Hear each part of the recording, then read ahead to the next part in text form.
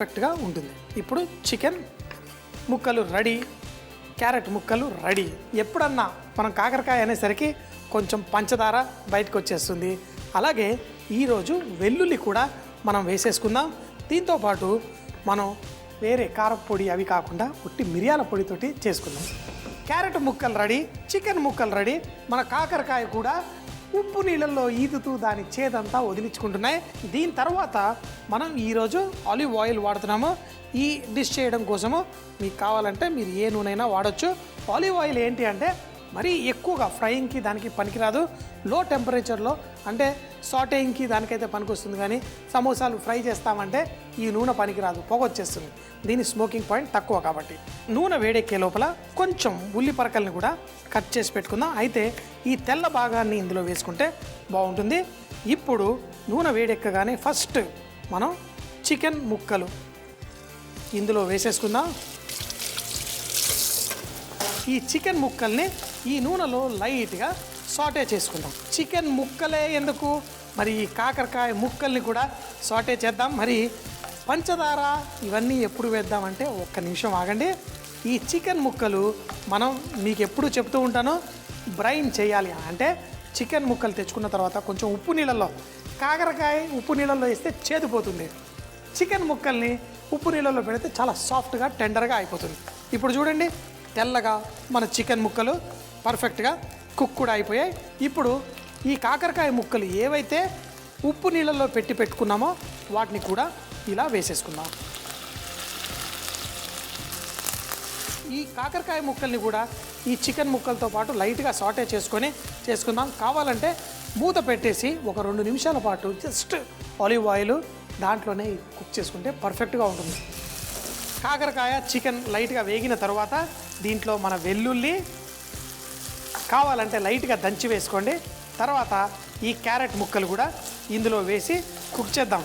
ఏంటి ఏమవుతుంది అనుకుంటున్నారు కదా, ఇది భలే బ్రహ్మాండంగా చూడడానికి కళ్ళకు విందుగా భలే టేస్టీగా తయారైపోతుంది మన చికెను కాకరకాయ. కోడిగుడ్డు వేసి కూడా చేసుకోవచ్చు, కానీ ఈ చికెన్ ఇలా వేస్ట్ చేసుకున్నప్పుడు మంచి సాస్ తోటి ఇది మంచి టేస్ట్ వస్తుంది. మూత పెట్టి ఆ క్యారెట్ ముక్కలు కూడా 3 నిమిషాల్లో కుక్ అయిపోతాయి.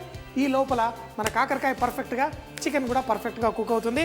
ఈ క్యారెట్ ముక్కలు వేసి ఒక 2 నిమిషాలు కుక్ అవుతున్నప్పుడు దీంట్లో మనం తగినన్ని నీళ్లు కూడా ఇందులో వేసుకుందాం. మరీ ఎక్కువ కాదు, చూడండి నేను చూపించిన విధంగా. అలాగే దీంట్లో పంచదార,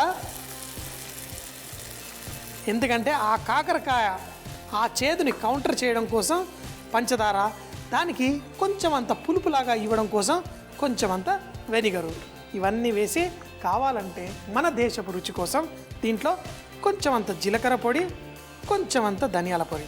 ఎక్కువ వేయకండి, ఎందుకంటే లాస్ట్లో ఇందులో మనం మిరియాల పొడి కూడా వేసుకుందాం. మనకు కొంచెం అంత ఆ సువాసన రావడం కోసం వేసుకుందాం.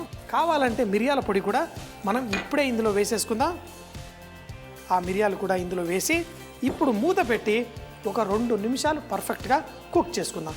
ఈ లోపల మన దగ్గర కార్న్ఫ్లవర్ ఉంది కదా, చూడండి ఈ కార్న్ఫ్లవర్లో మనం కొంచెం నీళ్లు వేసి దీన్ని ఒక స్లరీ అంటే ఇలా చక్కగా ఒక మిశ్రమాన్ని తయారు చేసేసి ఇందులో వేసుకుందాం.